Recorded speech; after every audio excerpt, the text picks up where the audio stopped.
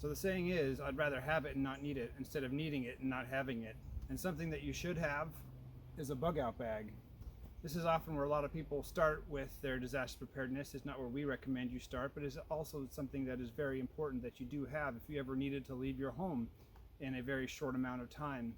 There's not really a lot of scenarios where you actually need a bug out bag, which is one of the bigger myths, is that survival is running out into the woods and trying to live off the land, where if there's already 100 or 1,000 people in the woods who are angry, scared, hungry, shooting everything that they can find, there's not much left for you.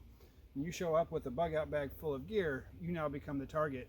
So in most case scenarios, you're going to have to stay home, and that's really the best place to be in any disaster situation.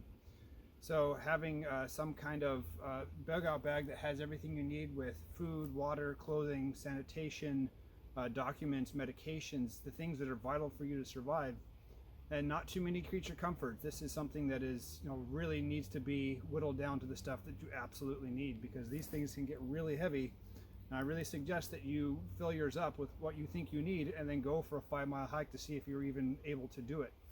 Also highly recommend that you practice with your family, each one of them having their own bag and trying to get out of the house in 1 minute. Know what clothes you're going to wear, where your bags are, where you're going to meet outside the house, and do it as quickly as possible.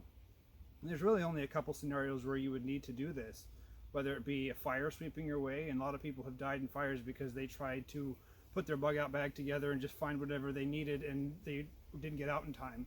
And there's also the possibility of war, of people coming in and invading, or a place where there's so many marauders coming in that you can't actually defend your home, or a bomb of some kind.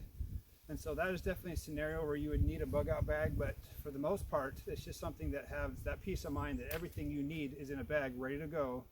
And this is definitely something that you need to practice using and practice doing with your family and not get too carried away.